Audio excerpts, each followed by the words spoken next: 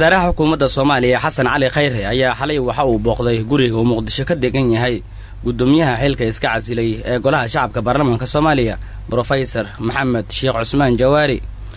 Kulankan oo ka dhacay xarunta gudoonka iyo gudiyada ee Villa Hargeysa ayaa waxa la tilmaamay in labada mas'uul ay ka hadleen arrimo dhowr ah isla markaana aanay saxaafaddu intooda badan la socon. balse waxa la tilmaamayaa in ay ugu badnayd isa saamixid labada mas'uul ay isa saamixeen iyo salaan uu ra'iisul wasaaruhu ugu tagay gudoomiye Jawaari.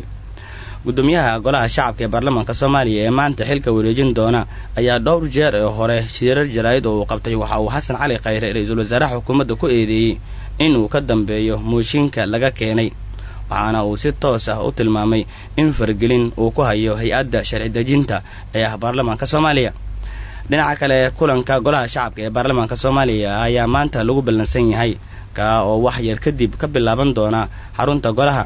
ajandahana waxa uu yahay khudbad jeedinta ama in xildhibaanadu ay dhageystaan khudbadda uu jeedin doono Professor Maxamed Sheekh Cusmaan Jawaari, gudoomiyaha xilka iska casilay dhawaan ee golaha.